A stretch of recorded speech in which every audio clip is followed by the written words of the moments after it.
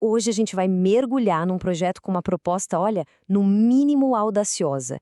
A ideia de criar uma espécie de refúgio digital para fugir um pouco do caos que virou a internet.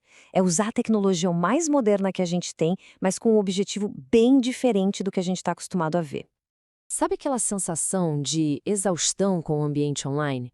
Pois é um sentimento que muita gente compartilha. E é justamente desse cansaço que o projeto Viva Sábio parte para propor uma solução bem radical. E aí fica a pergunta, né? Será que dá mesmo para construir um oásis de propósito e de tranquilidade no meio desse deserto caótico que é a internet de hoje? A promessa deles, como a gente vai ver, é bem ousada. E a ambição aqui não é pouca, não. A gente não está falando de só mais um aplicativo. O objetivo é juntar o que há de mais avançado em tecnologia, incluindo inteligência artificial, com princípios de fé e uma busca real por sabedoria.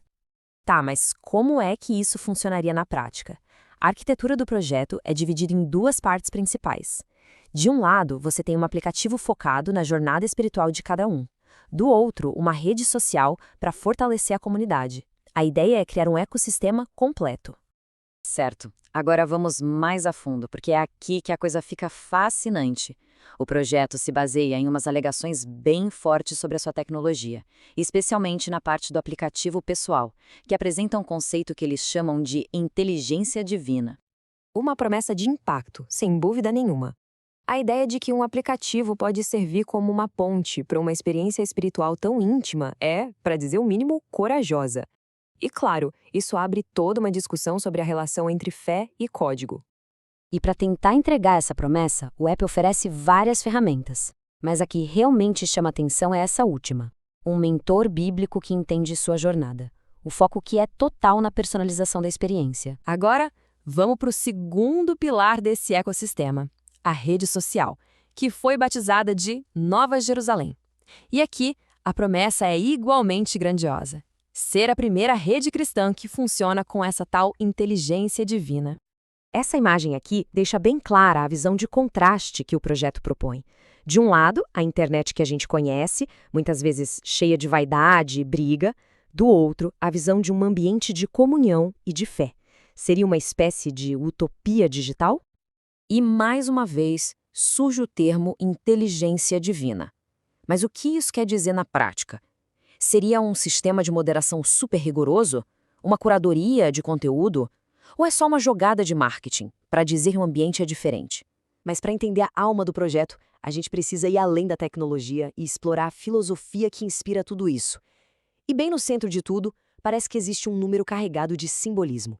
333. Pelos materiais do projeto, esse número não foi escolhido por acaso. Ele é como se fosse a espinha dorsal simbólica de todo o conceito do Viva Sábio e tem um significado espiritual bem denso. A base para entender isso está no conceito de logos, a palavra, o verbo. É a ideia da sabedoria divina que bota a ordem no caos, o princípio que cria tudo. Com isso em mente, o simbolismo do 333 começa a se desenrolar. Olha que interessante a decodificação desse número. O primeiro 3 representa o céu, o propósito divino. O segundo, a terra, a ação no mundo. E o terceiro, o espírito, a expansão dessa ação. Juntos, eles descrevem um ciclo completo. E tem uma conexão bíblica direta. Jeremias 33, versículo 3, é um convite para buscar revelação. Com isso, o número se transforma num símbolo para um estado de escuta, de estar aberto para uma sabedoria maior. A grande questão que fica é: como essa filosofia simbólica tão antiga se conecta com a inteligência artificial de hoje? É exatamente nesse ponto que a gente encontra a tensão fundamental do projeto.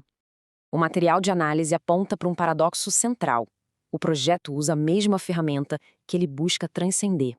Ou seja, ele usa algoritmos para tentar construir um ambiente livre dos efeitos negativos que os próprios algoritmos costumam gerar. E a solução que eles propõem para esse paradoxo é recalibrar a finalidade do algoritmo. Em vez de otimizar para um engajamento a qualquer preço, que muitas vezes acaba recompensando a discórdia, a ideia é otimizar para o crescimento espiritual.